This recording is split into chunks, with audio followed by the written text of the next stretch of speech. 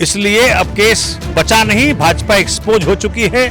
केजरीवाल जी को बाहर आना ही है कि केजरीवाल जी को जेल में रख करके हमको दिल्ली में आम आदमी पार्टी को हराना है, ये उसमें फेल साबित हो गए। ये करके कि भाई उसका पार्षद अपने में ले लो, अपने विधायक उसका अपने में ले लो, अरे भैया काम किया होता जनता अपने आप को वोट देती।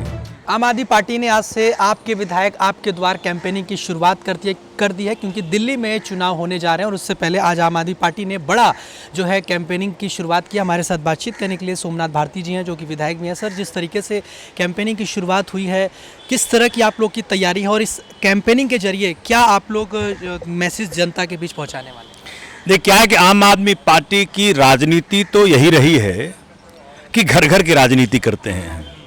हमको चुनाव का इंतजार नहीं करते हैं जनता संपर्क साधने के लिए, लेकिन स्पेशली चूंकि भाजपा ने दिल्ली में एक माहौल पैदा करने का प्रयत्न किया कि भाई आम आदमी पार्टी पे ये इल्जाम है वो इल्जाम है, तो आम आदमी पार्टी बिल्कुल फोकस तरीके से घर घर जाकर के एक एक व्यक्ति को इस बात का उनके हर सवाल का जवाब, उनके हर दुखों का समाधान और जो जो काम हमने किए हैं उन तक पहुंचाना, और किस प्रकार से भाजपा ने दिल्ली में आम आदमी पार्टी के खिलाफ एक छेड़ रखा है अभियान, जिसके कारण तमाचा सुप्रीम कोर्ट ने भी मारा है, इस सब को जनता तक घर घर पहुंचाना है। ये आपका विधायक आपके द्वार टाइटल के तहत हम इसको ऑफिशियली लॉन्च कर रहे हैं।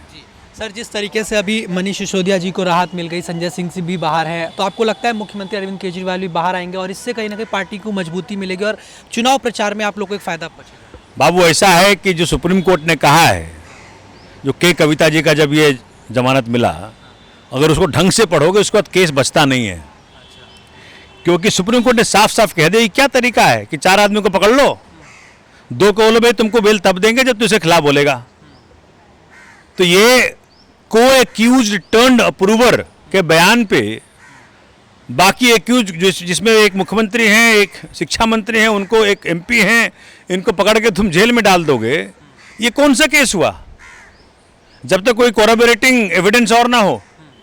इसलिए अब केस बचा नहीं, भाजपा एक्सपोज हो चुकी है।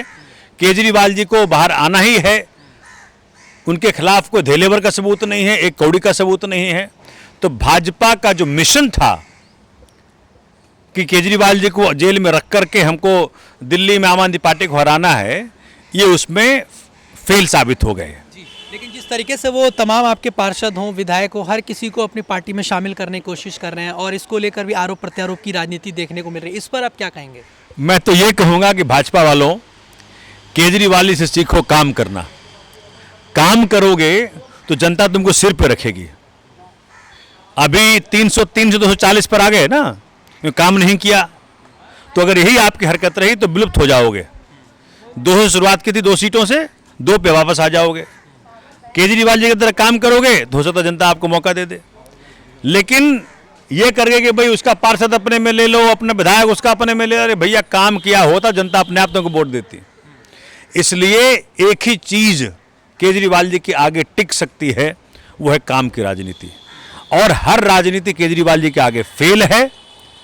अगर केजरीवाल जी ने बनाई है 500 स्कूल, आप और हम 1000 बनाएंगे, तब तो जनता हो सकता है आपको सुने।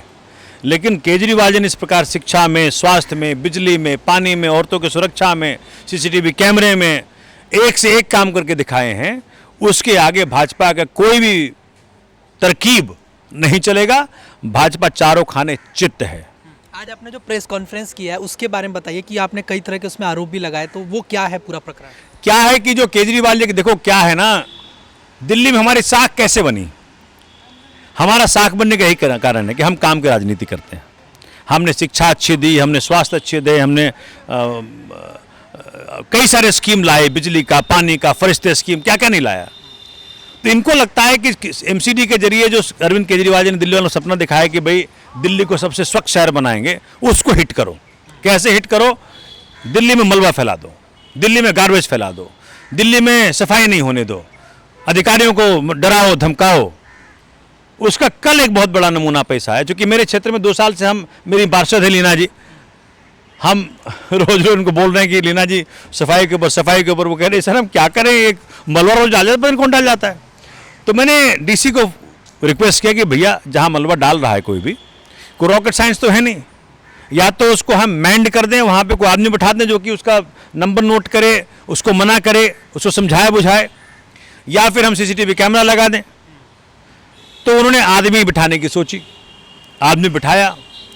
कल के दिन रात को करीब 11 साढ़े 11 बजे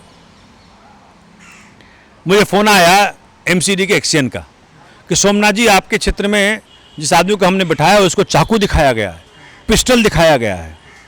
बोला अच्छा जी। तो हम दौड़े वहाँ, जब दौड़े तो वो आदमी रो रहा था, कर्मचारी एमसीडी का। हमने पुलिस को बुलाया। हमने किसकी औकात है कि पुलिस 50 मीटर की दूरी पे यहाँ से थाना है और कोई चाकू दिखाएगा, पिस्टल दिखाएगा सरकारी कर्मचारी को। तो इस बात का चूंकि इतनी किसी की हिम्मत नहीं हो सकती जब तक उसको राजनीतिक कोई संरक्षण प्राप्त ना हो। तो मेरा ये साफ साफ कहना है कि भाजपा शासित है पुलिस, और भाजपा का मनसा है कि दिल्ली गंदी दिखे, इसलिए राजनीतिक कारणों से ये मलबा जगह जगह डलवाया जा रहा है। हम जब उनके इस मनसे को फेल करने के लिए वहाँ पे कर्मचारी बिठाए तो जो अब सोच सकते हैं कि गाड़ी जो मलबा डालने आई तो 2 गाड़ियाँ कार आई हैं, उसमें आदमी बैठ के आए हैं, उसके आदमियों ने चाकू दिखाया है, पिस्टल दिखाया है। ये क्या तरीका है? तो मैं पुलिस को कह रहा हूँ, भाजपा शासित पुलिस को, कि उस रोड पे एमएमटीसी रोड पे जो मलबा डल रहा है उसको रोकना आपके बीट कांस्टेबल की जिम्मेदारी है।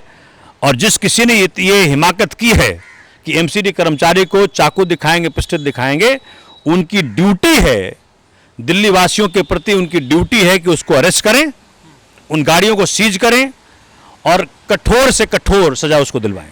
जी बहुत धन्यवाद सर।